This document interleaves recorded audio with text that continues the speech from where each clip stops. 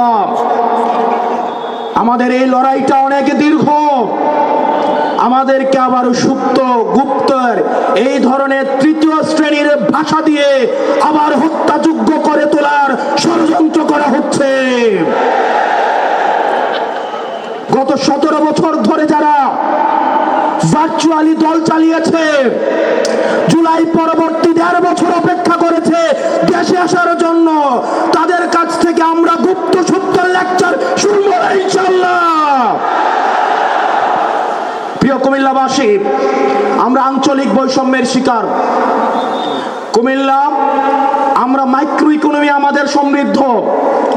আমাদের রেমিটেন্স যোদ্ধা ভাইয়েরা বিদেশে মাথার ঘাম পায়ে ফেলে কুমিল্লার অর্থনীতিকে সমৃদ্ধ করেছে। আজকে আমির সাহেব এখানে আসছে, কুমিল্লার রাস্তাঘাটে চললে মনে হয় আমরা বাংলাদেশে কোথাও নাই, আমরা আফ্রিকার কোনো এক দুর্ভোগ কোনো এক অঞ্চলে আমরা রয়েছি। আমরা আপনার মুখে প্রতিশ্রুতি শুনতে চাই, কুমিল্লার এই মাইক্রো ইকোনমিকে, কুমিল্লাকে সব সময় বলে আঞ্চলিক বৈষম্যের শিকার হতে হয়েছে।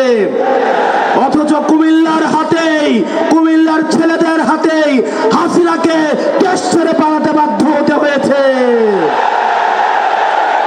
আমরা কুমিল্লাবাসী চির অপেক্ষায় বসে আছি, এই টাউন হলে আপনি ঘোষণা দিবেন এই কুমিল্লা যেভাবে আঞ্চলিক বৈষম্যের শিকার হয়েছে, ভবিষ্যতে কোনো ধরনের আঞ্চলিক বৈষম্য বরদাস্ত করা হবে না।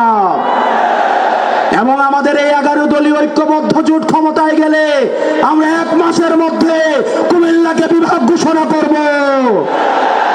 ও ইনকিলাব, ইনকিলাব, ইনকিলাব।